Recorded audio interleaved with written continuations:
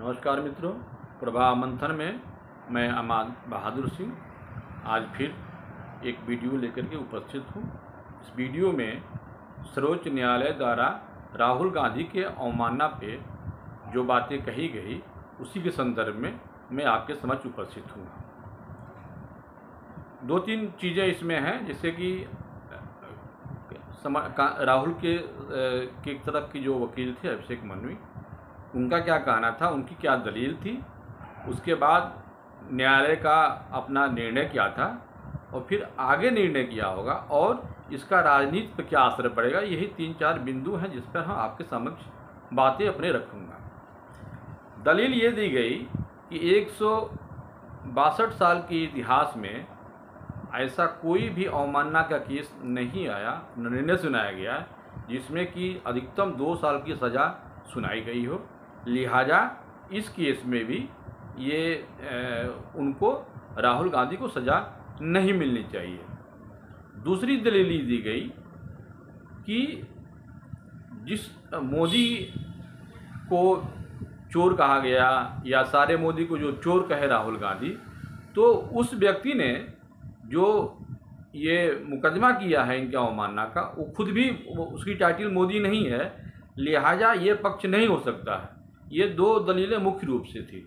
मेरा कहना है इन दो दलीलों पे कि 162 साल के इतिहास में आप खुद बताइए कि किस प्रधानमंत्री को इतनी गालियां या इतना ज़्यादा विरोध के जो स्वर जो थे शब्दों के सुनाए गए हैं मोदी जी को, इतना किसी भी देश के प्रधानमंत्री या मुख्य जो भी इस तरह के जो व्यक्तित्व हैं जो बहुत लोकप्रिय और जनप्रिय हैं लोग जो है, इनके खिलाफ ऐसा कोई बोला नहीं जो है। तो ये कहना कि 162 साल में कुछ नहीं हुआ तो आज क्यों हो रहा, ये कोई दलील नहीं होती है। दूसरी दलील उनकी ये थी, उनका ये कहना था कि जिसने मुकदमा दायर किया है वो खुद भी उसका टाइटल मोदी सरनेम नहीं है, लिहाजा ये केस बनता ही नहीं है, जो उसके ऊपर कहा ही नहीं गया। मेरा यहाँ से आप सबसे एक सवाल है।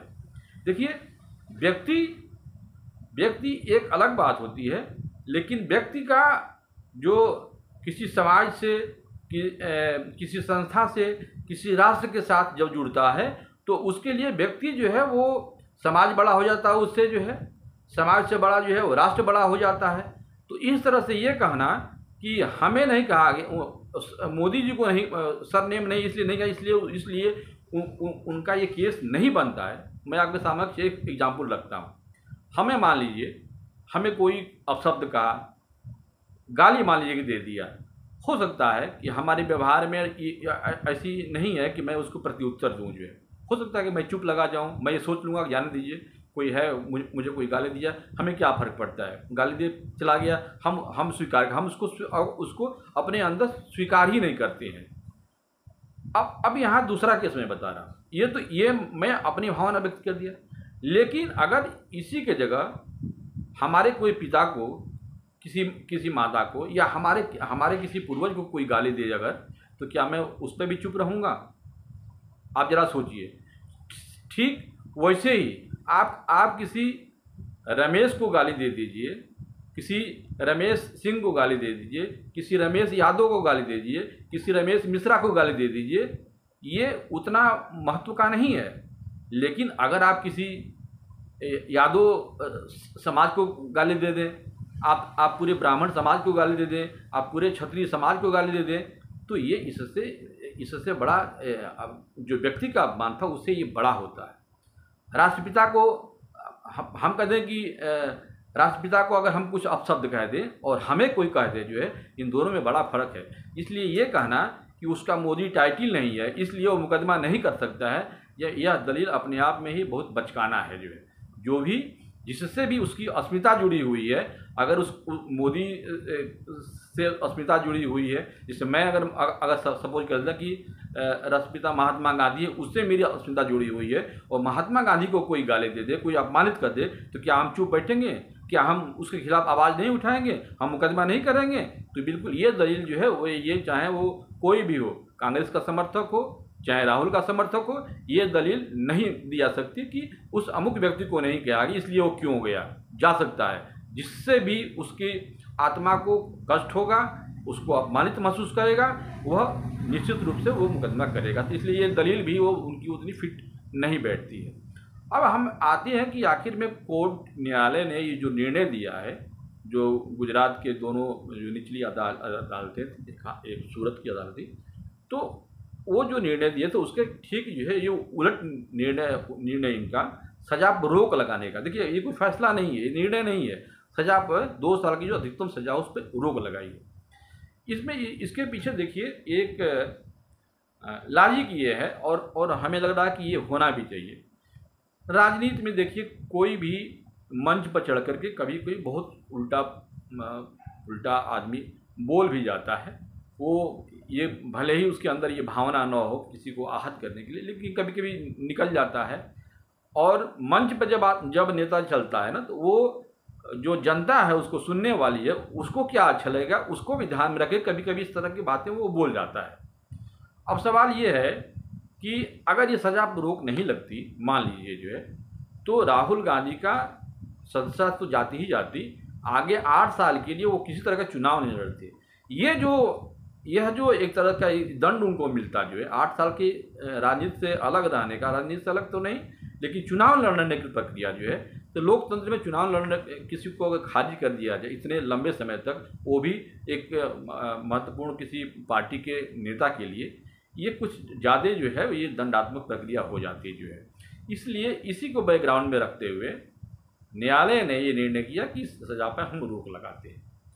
अब रोक लग गई इस पर जो है, इस पर बहुत ज़्यादा हो हल्ला करने की ज़रूरत नहीं, चाहे किसी को भी जो है, क्योंकि सज़ा पर रोक लगाना इसका मतलब नहीं है सज़ा को दोष मुक्त कर देना जो है।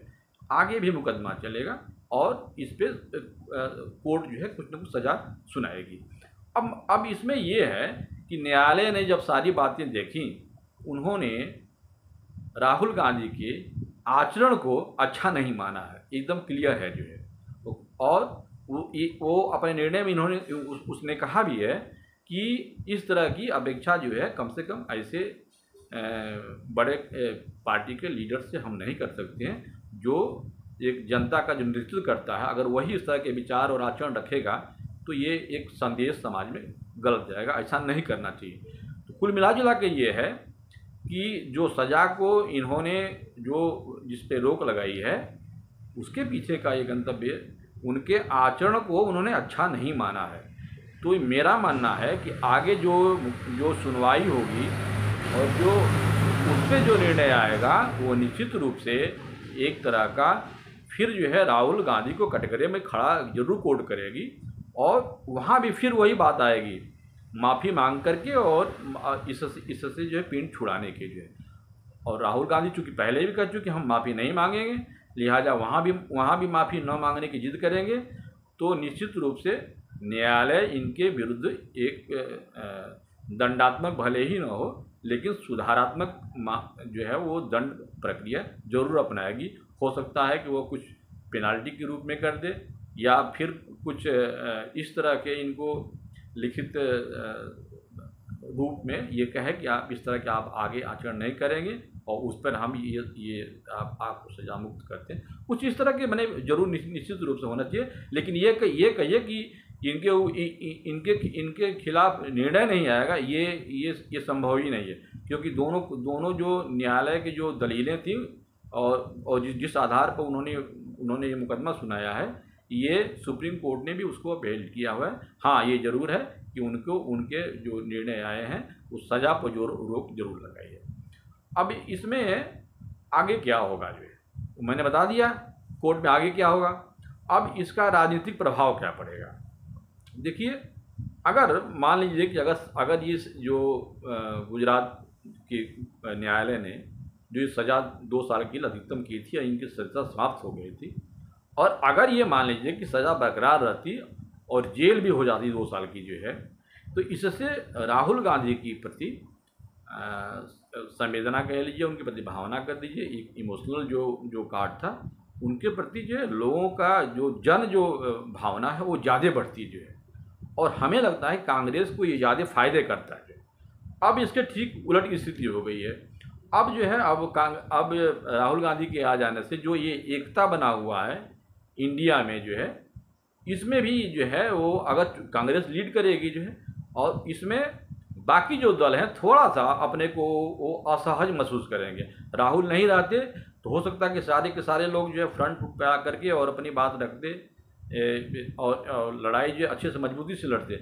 लेकिन राहुल गांधी के आ जाने से अब उनका जो दावा है प्रधानमंत्री का और बढ़ जाएगा, और ऐसे में जो विपक्षी पार्टियां हैं उतना मिलजुल करके जो चुनाव लड़ने की बात थी उतना शायद वो चुनाव न लड़ पाए।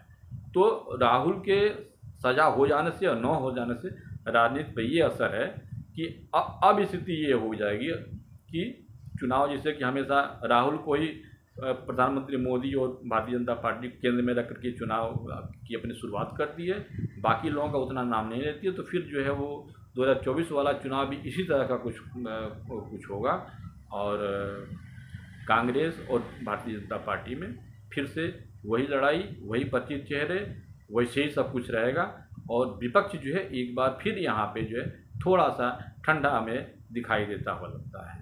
तो मित्रों, आज का ये जो मेरा वीडियो था ये सुप्रीम कोर्ट जो न्यायालय ने जो आदेश दिया उसी के ऊपर था। अगर ये वीडियो अच्छा लगता है तो शेयर और हमारे सब्सक्राइब कीजिएगा। अगले वीडियो के लिए तब तक हमें इजाज़त दीजिए। नमस्कार।